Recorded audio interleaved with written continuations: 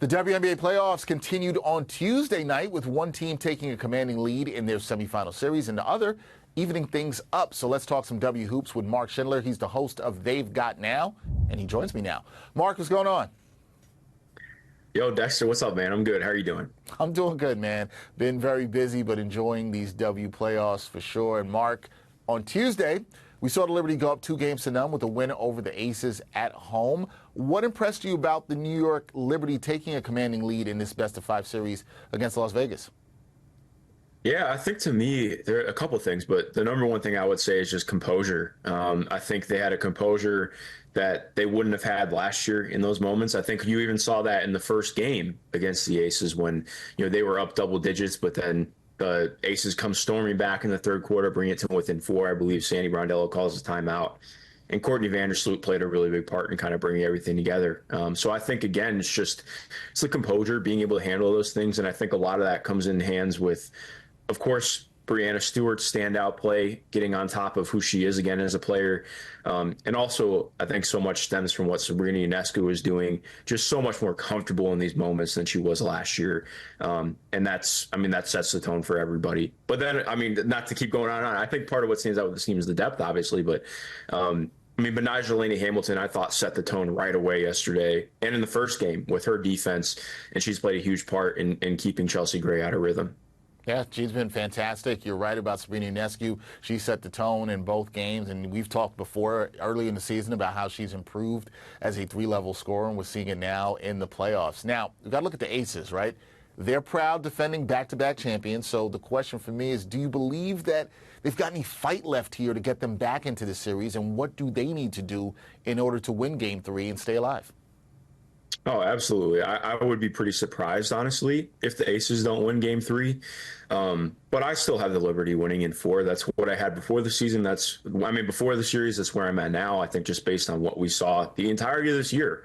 Becky Hammon alluded to it a little bit in her post-game presser. The things that have been a problem for this Aces team all year continue to stand out. But I think a lot of that gets exacerbated by what the Liberty are doing, how they're playing, and how they're constructed. They're just a better basketball team than they were last year.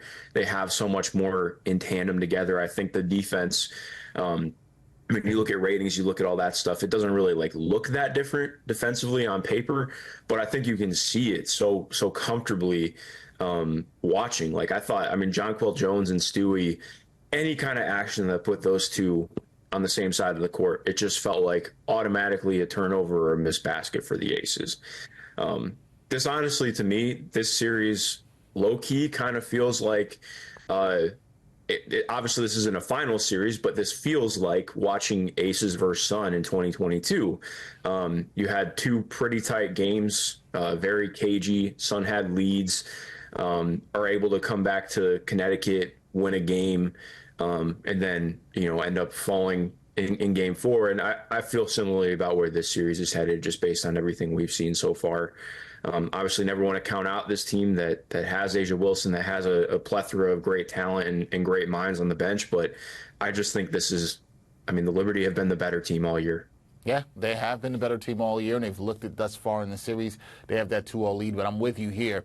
I think the Aces definitely fight. I'd be stunned if they don't win Game 3. I think this is still going to be a tough series for the Liberty to close out. Let's go over to the other semifinal series where we saw the Lynx. They even their series up with the Sun at a game apiece, 77 victory for Minnesota in Game 2. Napheesa Collier was not at her best in this one. She was held to just 9 points and 3 of 14 shooting. What did you make of the play of her supporting cast on Tuesday night? Because they were huge. Yeah, this game was I don't know if you ever watched 2004 Pistons Pacers. That's what this series feels like, man. I think the collective shooting across the board, both teams shot below 40%. And that's because that's the level of defenses we have. These are the top 2 defenses in the league.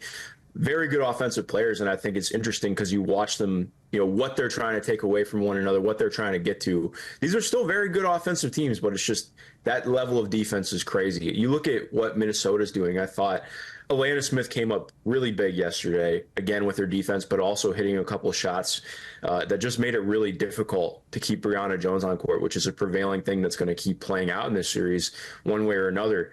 You look at what Myisha Hines-Allen did, and I thought, she was the complete bellwether yesterday and so crucial for Minnesota winning that game.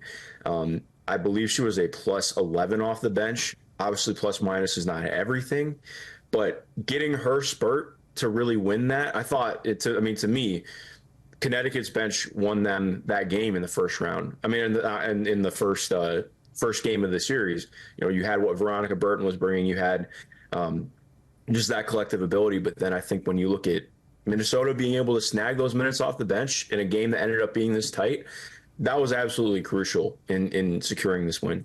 Yeah, absolutely was. By the way, shout out to you because I love that throwback reference there to Pistons and Pacers in 2004. What a series, what a time. For the kids that don't know, that was a lot of strong defensive basketball, probably not good offense. Not saying that these teams are doing it. Yeah, it was a bit of a rock fight. There you go. That's what it was. It's a difficult watch. It's not one that many people are going to go back to and take a look at again. Last thing for me, Mark, because the series now shifts to Connecticut. So who do you think has the edge over the next two games that are going to be played in the Constitution State? Who is the edge? Is it the Lynx or is it the Sun going back home? Man, it's tough. And I don't mean it to sound like a fence sitter. I don't know where to go with this series because I think both these teams present so many things for one another. Here's my caveat. If the Sun cannot get Brianna Jones comfortable for at least one of these games in Connecticut, I think the Lynx win this series. If they can, I think the Sun have this. But right now, they just have not been able to get Brianna Jones anywhere near the basket, anywhere comfortable. And the Lynx have done such a great job pushing her off the block and double teaming her on the catch. They've just made it so difficult. But I think they really need that interior threat if they're going to close out this series and get to the finals. Yeah, we will see what happens. Should be an interesting Game 3 in Connecticut on Friday as well. So a pair of Game 3s coming up in the WNBA Playoffs on Friday. That is Mark Schindler. Check him out on They've Got Now. Hosting that, does a great job talking about everything in the W. Mark, it's been a while. Good to connect with you on some W Talk. We'll do it again soon. Likewise, Dexter. Appreciate you, man. Anytime.